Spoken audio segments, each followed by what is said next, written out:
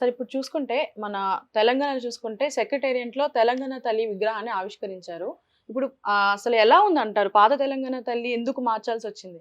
ఈ ప్రభుత్వం రేవంత్ రెడ్డి ప్రభుత్వం బచ్చా ప్రభుత్వంగా ఉంది. హ్మ్. బుద్ధి జ్ఞానం లేని ప్రభుత్వం. పిచ్చి ప్రభుత్వంగా ఉంది. ఏదో వాడికి ఎడమ చేయి తీసి బుర్ర చెయ్యి అని, వాళ్ళు టీఎస్ అని పెడితే కాదు మేము టీజీ అని పెట్టామని, హ్మ్. వాళ్ళు 12 చరణాలున్న జ తెలంగాణ గీతం కాకుండా దాన్ని 4 చరణాలే పెడదామని ఆ హ్మ్. ప్రభుత్వం అంటే, లేదు మేము 12 పెడతాం. 4 చరణాలే పెడదామని ఎందుకన్నారు? జాతీయ గీతం జనగణమన ఎంతుంది? ఇంత ఉంటేనే ఆ తక్కువలో ఉంటేనే అందరు ప్రజల్లో మనలో పసిబిడ్డ బారాది పాడగలరు. నువ్వు హ్మ్. 12 చరణాలు పెడితే ఎవడు పాడలేడు. అందుకని గత ప్రభుత్వం ఆలోచన అందరూ పాడుకునే ఒక తెలంగాణ గీతంగా ఉండాలి 4 చరణాలు. అది కాదు 12 చరణాలు. ఇప్పుడు ఎవడన్నా ప ప తెలంగాణ గీతం ఎవరైనా పాడుతున్నారా? ఎవరైనా పాడగలరా? ఈళ్ళ మూర్ఖత్వం, మూర్ఖపరులు. తల్లి అంటే మన బ తెలంగాణ తల్లి అని ఏంటి? గతంలో ఏంటి? తెలంగాణ అమ్మలగన్న మాయమ్మ దేవతమ్మ. అవును. దేవత అంటే అది. తల్లి అంటే ప్రేమిస్తుంది. ప్రేమిస్తుంది, బ్లెస్ చేస్తుంది.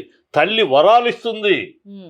నా తెలంగాణ తల్లి వరాలిచ్చే తల్లి కావాలని కోరుకుంది కదా ప్రభుత్వం. అవును. వరాలిచ్చే తల్లిగా, ఒక సంస్కారవంతమైన రూపంగా, ఒక సమూహన శక్తి గల రూపంగా, ఒక ఆశీర్వాదమయమైన రూపంగా, ఐశ్వర్యవంతమైన రూపంగా ఇచ్చారు. మొత్తం కార్మిక, కర్షక వర్గ అందరి యొక్క వాళ్ళని చేత పుచ్చుకొని పుడికి పుచ్చుకొని బ జాతి తెలంగాణ యొక్క జాతి పౌరుషానికి చిహ్నంగా ఉన్న చిహ్నాన్ని పట్టుకుని హ్మ్. ఒక గొప్ప రూపం. ఆ రూపం చూడగానే నా తెలంగాణ తల్లి, కోటి రత్నాల వీణ తెలంగాణ అన్నాడు దాశరథి. అవును. సాధారణ పచ్చసీర తెలంగాణ అనలా. హ్మ్. ఎందుకన్నారు? కోటి రత్నాల వీణ తెలంగాణ ఎందుకన్నారు? ఆ అలాంటి రూపాన్ని ఏదో పెద్ద సాదా సీదా చీరలో కట్టాము. వీళ్ళకి ఏంటంటే ఈ కాంగ్రెస్ నాకు చెత్త గ్యాంగ్‌కి అమ్మ, అమ్మ తప్పితే వీళ్ళకి తల్లి, దేవత అంటే తెలీదు. హ్మ్. ఇందిరమ్మ, సోనియా అమ్మ, ఇందిరమ్మ, సోనియా అమ్మ అని ఆ కాళ్ళ దగ్గర పడి, ఆ కాళ్ళకు పిసుకుతూ, అమ్మ, అమ్మ గొణుగుతూ బతికిన బాపత వీళ్ళకి. హ్మ్. అందుకని అంతకు మించి అమ్మ అనే పదాన్ని మించి ఒక దేవత అనే రూపం వీళ్ళకి తెలీదు. వీళ్ళకి అర్థం కాదు. అందుకని ఈ దౌర్భాగ్య పనులు ఆ రూపం మార్చడం ఏంటి? ఎంత చక్కటి సలక్షణమైన రూపం. అంటే ఎంత కిరీటాన్ని తీసేశారు. మన తెలంగాణ ఎంత అంగరంగ వైభవంగా ఏది జరుపుకునే బతుకమ్మని కూడా బతుకమ్మ లేదు. బతుకమ్మ లేదు. బతుకమ్మ సింబల్ లేదు. కాకతీయ విధి లేదు. హ్మ్. ఏమి తెలిసిపోయి ఎందుకంటే ఈ రేవంత్ రెడ్డికి ఏం తెలుసమ్మా తెలంగాణ గురించి? తెలంగాణ టైంలో చంద్రబాబు పక్కన సామంత్ రెడ్డిలాగా బతికినోడు కదా! హ్మ్. 2 కళ్ళ సిద్ధాంతం అని బతికినోడు కదా! ఇతనికి ఏం తెలుసు తెలంగాణ గురించి? తెలంగాణ కోటి రత్నాల వీణ అంటే ఏం తెలుసు? హ్మ్. తెలంగాణ పోరాట పటిమ అంటే ఏం తెలుసు? తెలంగాణ ఆత్మాభిమానం అంటే ఏం తెలుసు? ఏం తెలుసు రేవంత్ రెడ్డికి? అవును. కాంగ్రెస్ చంద్రబాబు పక్కన తిరిగి తంతే గారెల బుట్టలో పడ్డట్టు సీఎం అయ్యాడు. అది నథింగ్ మోర్ దాన్ దట్. అందుకని అవును. ఇలాంటి చిల్లర వేషాలు, చిల్లర పనులు తప్పితే ఇంకోటి కాదు. ఇంకోటి కాదంటారు. సో, ఇప్పుడు చూసుకుంటే మీరు స్టార్టింగ్‌లో చెప్పినట్టు ఏదైతే జాతీయ తెలంగాణ గీతాన్ని మార్చారు. టీఎస్‌ని టీజీ చేశారు. ఇప్పుడు తెలంగాణ తల్లిని మార్చారు. ఇవన్నీ అవసరం అంటారు ఈ మార్పులు? అవును. అదే చెప్తున్నా అనవసరం. దీనివల్ల ప్రజలకేంటి? హ్మ్. ఇప్పుడు టీఎస్‌ని టీజీ మార్చారు. ఏంటి ప్రయోజనం చెప్పు? ఏమన్నా అవును. ప్రయోజనం ఉందా? ఇప్పుడు తెలంగాణ గీతాన్ని ఇప్పుడు 4 చరణాలు కాకుండా 14 12 చరణాలు చేస్తే ఏం ప్రయోజనం? హ్మ్. ప్రజలకేమన్నా ప్రయోజనం? ఏమన్నా పాడుకుంటానికి ఉందా? ఇవాళ దీన్ని తెలంగాణ అంత చక్కని సుందర స్వరూపమైన, సమ్మోహన రూపమైన తెలంగాణ తల్లి ఫోటోని హ్మ్. దీన్ని ఇవాళ సాదాసీదాగా చేసి ఇది గొప్ప. హ్మ్. సాదాసీదాగా నువ్వు నేను ఉంటామయ్యా. నా తల్లి ఉండదు. నా తల్లిని సాదాసీదాగా చూపించాలని ఏం తాపత్రయం అది? బుద్ధి లేని హ్మ్. పని కదా! సో, నేను చూసుకుంటే నేను పబ్లిక్‌తో ఇంటరాక్ట్ కూడా అయ్యాను. వాళ్ళేం చెప్తున్నారు అంటే, తెలంగాణ తల్లి విగ్రహం చూడడానికి రేవంత్ రెడ్డి గారి వైఫ్‌లా ఉంది అని అంటున్నారు. దానికి మీరేం చెప్తారు? రేవంత్ రెడ్డి ఆ సింబల్‌లో ఇంకా దరిద్రం ఏంటంటే హస్తం. హ్మ్. దీవెన ఎలా ఉంటది? దీవెన ఇలా ఉంటుంది. హ్మ్. దీవించే చెయ్యి ఇలా అలా కొంచెం ఆ వేళ్ళు అలా కొంచెం అలా ఉంటాయి. ఇలా ఉండటం ఏంటి? అది హ్మ్. చూస్తే అది కాంగ్రెస్ సింబల్ లాగానే ఉంది. జర ఆగు బయ్ అని చూపిస్తారు చూడు. హ్మ్. ప ప ట్రాఫిక్ కానిస్టేబుల్ చూపిస్తారు. జర ఆగు అన్నట్టు చెయ్యి ఇట్లాగు. అంటే వాళ్ళ ఆహ్, పార్టీని వాళ్ళు ప్రమోట్ వాళ్ళ పార్టీ చేసుకుంటున్నారు. హస్తంలాగాను హ్మ్. వాళ్ళ పార్టీ సింబల్ లాగా ఉంది. ఆ దీవెన ఇచ్చే చెయ్యిలాగా లేదు. దీవెన చెయ్యి అలా ఉంటది.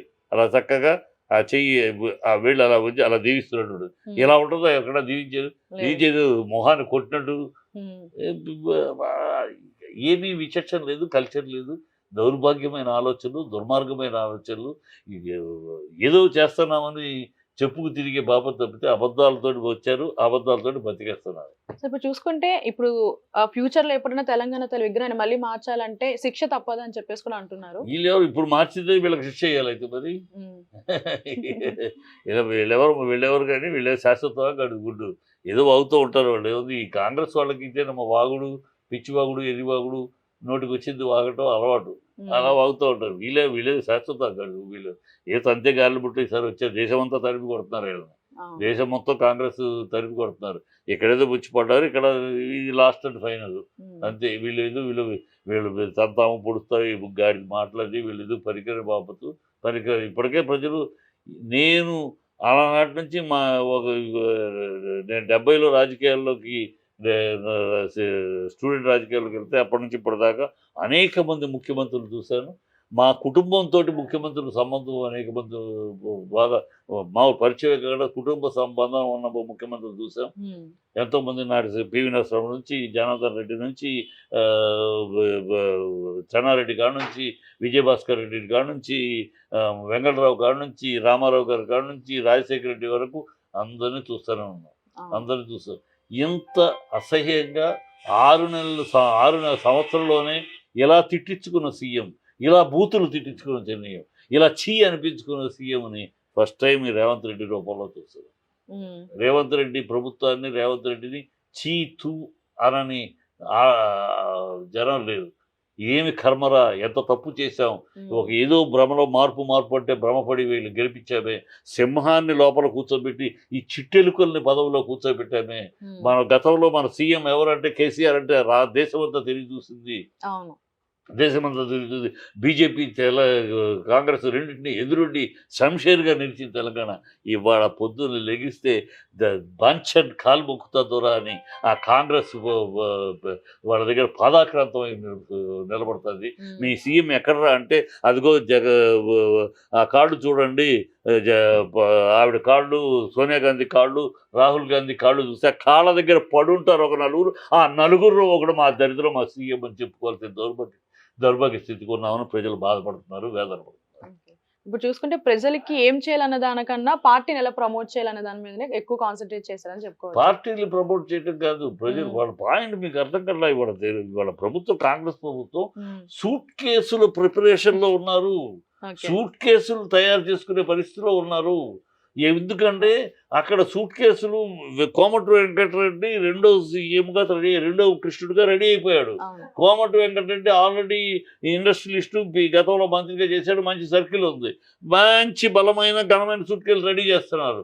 అంతకు మించిన సూట్ కేసులు రేవంత్ రెడ్డి ఇవ్వగలిగితేనే కంటిన్యూ అవుతాడు, లేకపోతే మార్చుకో దిగిపోతాడు. అక్కడ పోటీలు సూట్ కేసు రెడీ చేయడంలో. ఎందుకంటే కాంగ్రెస్ యొక్క డిఎన్ఏ ఏ రాష్ట్రంలో ఉన్న ప్రభుత్వాలు ఉన్నా 3 నెలలకు ఒకసారి సూట్ కేసులు అందజేయాలి. ఈ సూట్ కేసులు అందించే ప్రోగ్రాం ఇప్పుడు వాళ్ళ ప్రజలు లేదు, ప్రజాపాలన లేదు, గుడ్డు లేదు. సూట్ కేసులు ఎవడెక్కువ తయారు చేయగలడు, ఎవడెక్కువ చేయగలడు. అందుకని హైడ్రాని హైడ్రా పేరుతోటి బిల్డర్స్ అని ఒక హడావిడి చేశారు. బిల్డర్స్ అందరూ ఏదో ముట్ట చెప్పారు. ఇప్పుడు మూసీ నది అని ఒక పెట్టారు. ఆ ట్రాక్లో కాంట్రాక్టర్స్ అందరినీ ఒక లైన్ తెస్తున్నారు. ఈ పనులు తప్పితే ప్రజల పాలన ఏమీ లేదు. చూడాలి మరి. Thank you so much sir. Okay.